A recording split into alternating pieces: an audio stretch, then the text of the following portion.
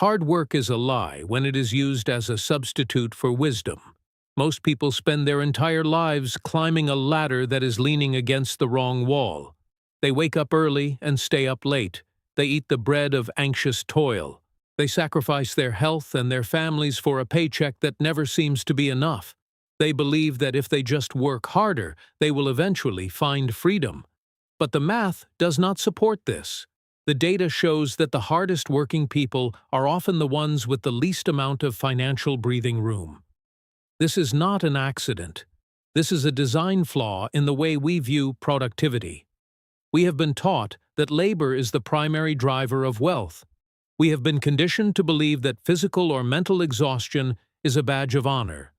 But the wealthiest man who ever lived had a different perspective. He looked at the person who was obsessed with hard work and saw a tragedy.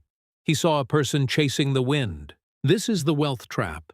It is the belief that you can sweat your way into significance.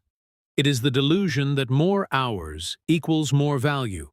If hard work alone created wealth, every laborer in the world would be a billionaire. But they are not.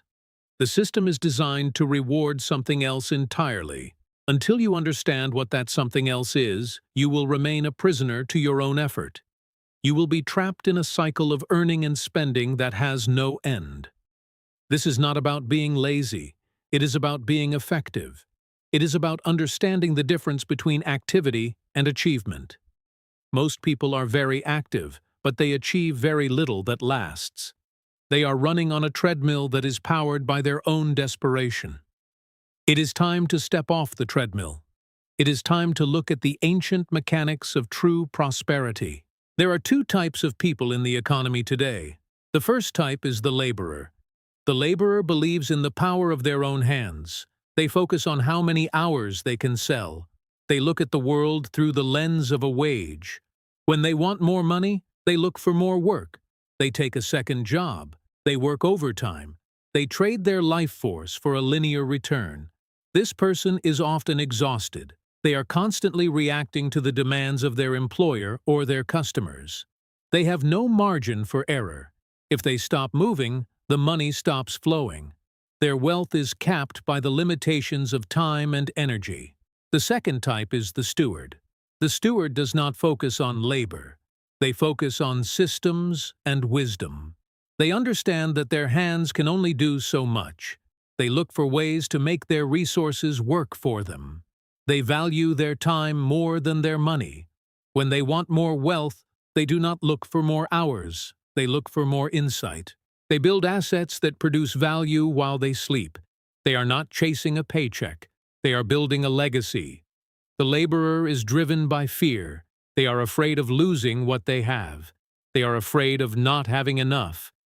This fear keeps them locked in the cycle of hard work. The steward is driven by a sense of responsibility. They view themselves as a manager of resources that belong to a higher power. This shift in identity changes everything. It changes how they spend. It changes how they invest. It changes how they view a crisis. The laborer sees a recession as a threat. The steward sees a recession as a harvest. The difference is not in their bank accounts. The difference is in their minds. One is a slave to the present moment.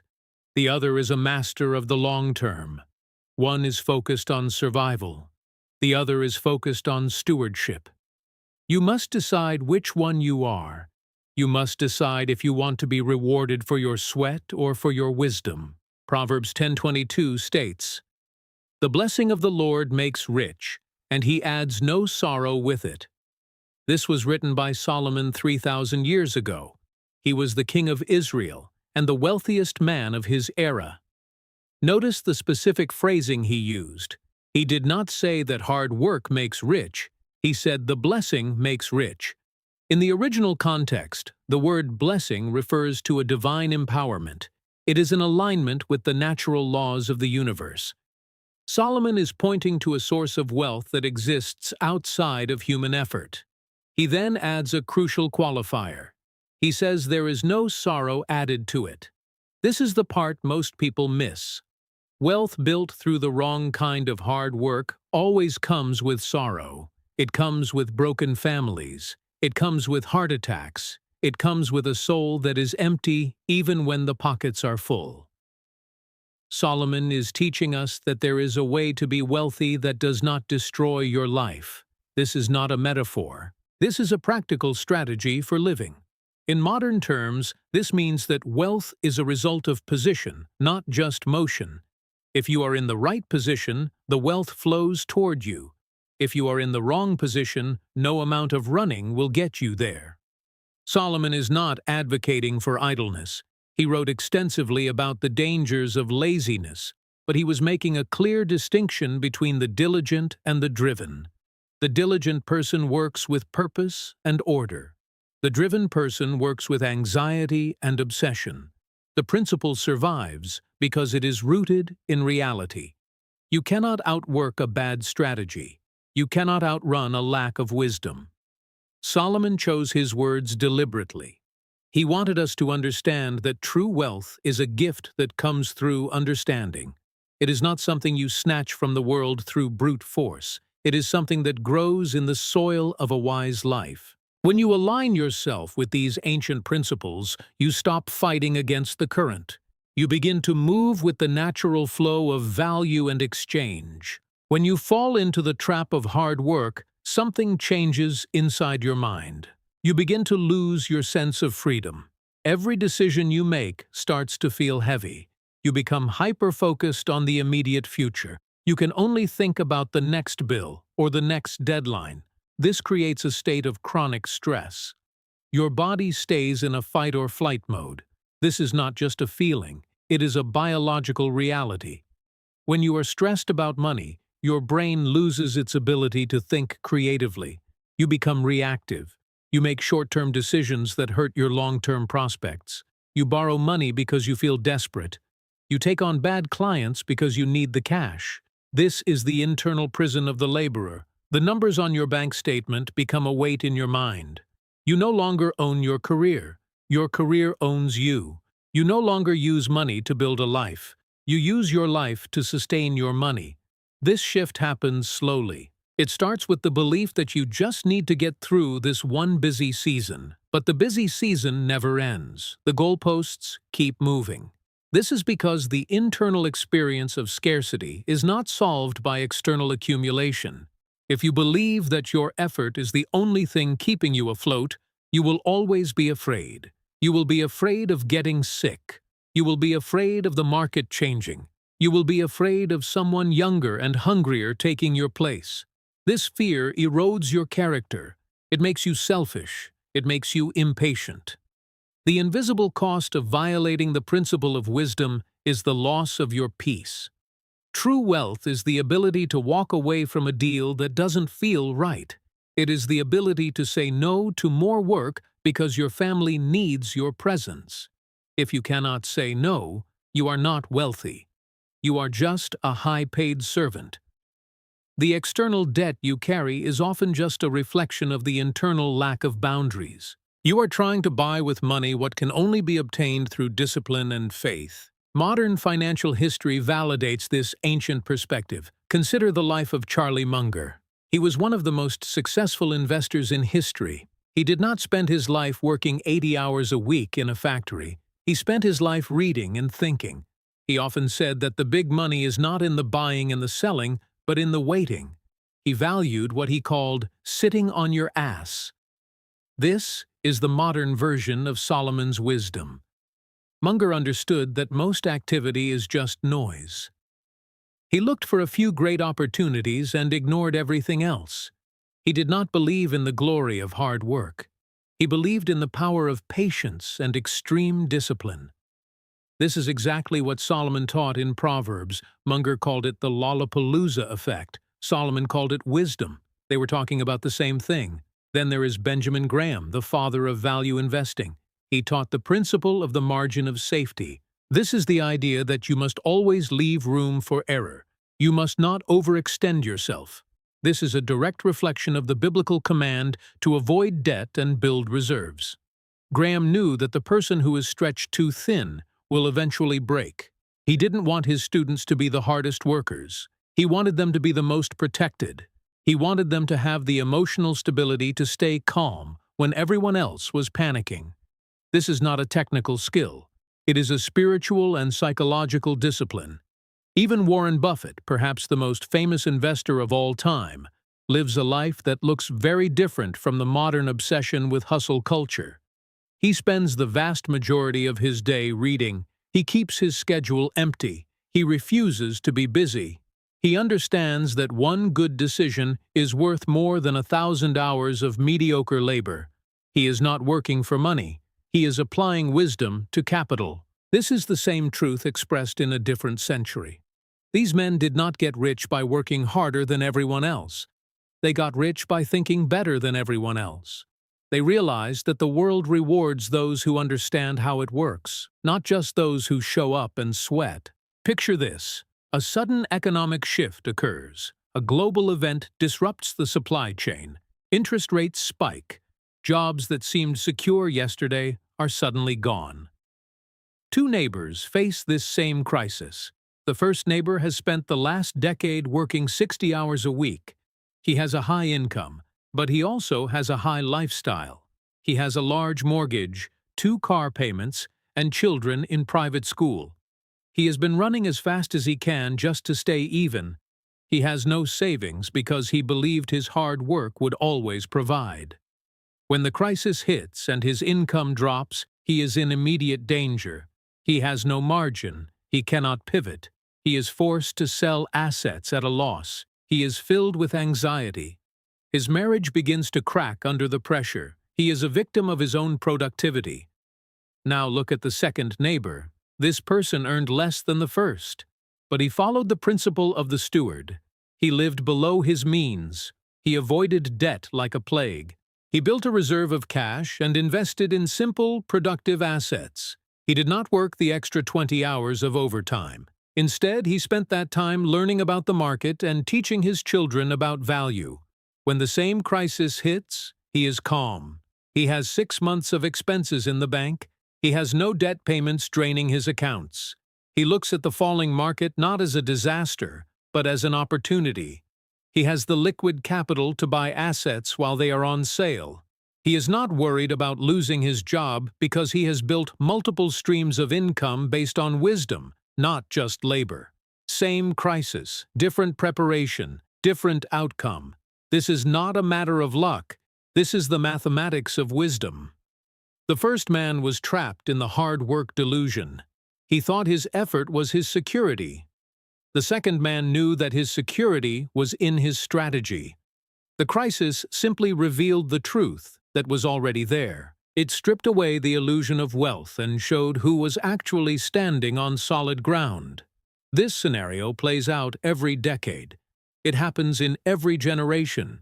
The people who rely on their own strength are eventually overtaken by events they cannot control. The people who rely on timeless principles are protected by a system that is bigger than themselves. The rules for escaping the wealth trap are simple, but they are not easy. They require a level of discipline that most people are unwilling to maintain. The first rule is to separate your identity from your income. You are not your job. You are a steward of the talents and time you have been given. This means you must stop measuring your success by how busy you are. The second rule is to kill your debt before it kills your dreams. Debt is the primary mechanism of the wealth trap.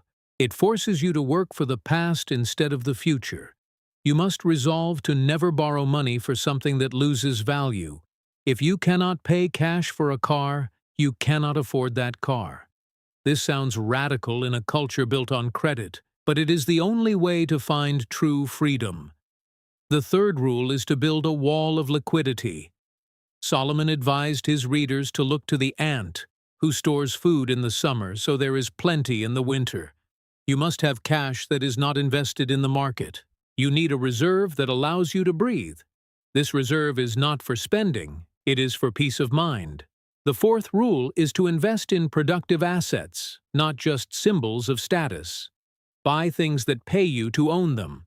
A house you live in is a liability that costs you money every month. A small business or a rental property is an asset that provides a return. The fifth rule is to practice radical generosity. This seems counterintuitive. How does giving money away make you wealthier? It breaks the psychological power that money has over you. It reminds you that you are a manager, not an owner. It keeps your heart open and your mind clear. These rules are boundaries. They are not meant to restrict your life. They are meant to protect your life. They create a framework where wealth can grow naturally. You do not have to be a genius to follow these rules. You just have to be patient. You have to be willing to look different than your neighbors. You have to be willing to be boring in the short term so you can be free in the long term. This path is not complicated. It is about a fundamental shift in how you see the world. You are not a hamster in a wheel. You are a builder of a legacy. You are capable of the discipline required to change your family's future. The trap of hard work is seductive because it feels honorable. It feels like you are doing the right thing. But if your hard work is not producing freedom, it is not the right thing. It is a form of bondage. You must have the courage to stop and reevaluate. You must be willing to admit that the way you have been doing things is not working. Freedom is possible. It is available to anyone who is willing to trade their ego for wisdom. It starts with one decision. It starts with the decision to stop borrowing. It starts with the decision to start saving. It starts with the decision to view your wealth as a tool for service rather than a scorecard for your worth. Every choice you make from this moment forward will compound. If you choose the path of the laborer, your stress will compound. If you choose the path of the steward, your peace will compound. You are building something that will outlast you. Your children will inherit either your wisdom or your mistakes. They will either walk in the freedom you created, or they will struggle to pay off the debts you left behind. Choose to be the one who breaks the cycle. Choose the path of the builder. This is not about getting rich quick. It is about becoming the kind of person who can handle wealth without being destroyed by it. It is about finding the blessing that adds no sorrow. You are not powerless. You are not trapped by your circumstances. You are making choices every day. The question is not whether you can do this. The question is whether you will. Walk in wisdom, manage with integrity, build with the future in mind. This is the way to true prosperity. It is a quiet path. It is a steady path. And it is the only path that leads to a life of true meaning and lasting impact. Go in peace. Remember that the work of your hands is a reflection of the wisdom in your heart. The system wants you to believe that more is always better. It wants you to stay hungry and stay desperate. It needs you to keep consuming so that the wheels of the economy keep turning. But you do not have to participate in that game. You can choose a different standard. You can choose to be content with what you have while you build what you need. This contentment is a superpower. It allows you to wait for the right opportunities. It allows you to say no to the wrong ones. It gives you the clarity to see the traps before you step into them. Most people are blinded by their own desires. They want the big house now. They want the fast car now. They are willing to mortgage their future to get them. This is the definition of a fool in the eyes of Solomon. The wise man foresees the evil and hides himself. The simple pass on and are punished. You have the opportunity to be the wise one. You have the opportunity to see the economic storms on the horizon and prepare your house. This preparation is not a burden. It is an act of love for your family and your community. When you are financially stable, you can be a pillar of support for others. You can be the one who provides jobs. You can be the one who funds the mission. You can be the one who helps the widow and the orphan. This is the true purpose of wealth. It is not for hoarding, it is for distribution. But you cannot distribute what you have not managed well. You cannot give from an empty cup. This is why your personal financial discipline matters so much. It is the foundation for your impact on the world. Do not let the noise of the culture distract you. Do not let the pressure of your peers drive you into debt. Stay focused on the timeless principles. They have worked for 3,000 years. They will work for you. The math of the kingdom is different than the math of the world. In the world, you get by taking. In the kingdom, you get by giving. In the world, you win by outworking everyone else. In the kingdom, you win by outthinking the culture and outpatience the market. This is the Solomon Wealth Code. It is a secret hidden in plain sight. It is a code that is written in the very fabric of reality. When you live by it, you find that the world begins to work for you instead of against you. You find that opportunities come to you that you didn't even chase. You find that you have enough and more than enough to fulfill your purpose. This is the promise of the blessing. It is a life of abundance without the crushing weight of sorrow. It is a life of work that is a joy, not a burden. It is the legacy you were meant to leave. Take the first step today. Silence the noise. Open your heart to wisdom, and begin the journey of the steward. The end of that journey is a freedom that the world cannot give and that the world cannot take away. It is the peace of knowing that you are in alignment with the Creator of all things. It is the satisfaction of a life well lived and a wealth well managed. Walk in this truth. Let it transform your mind and your bank account. The road is narrow, but the destination is glorious. Be the builder, be the steward, be the wise one.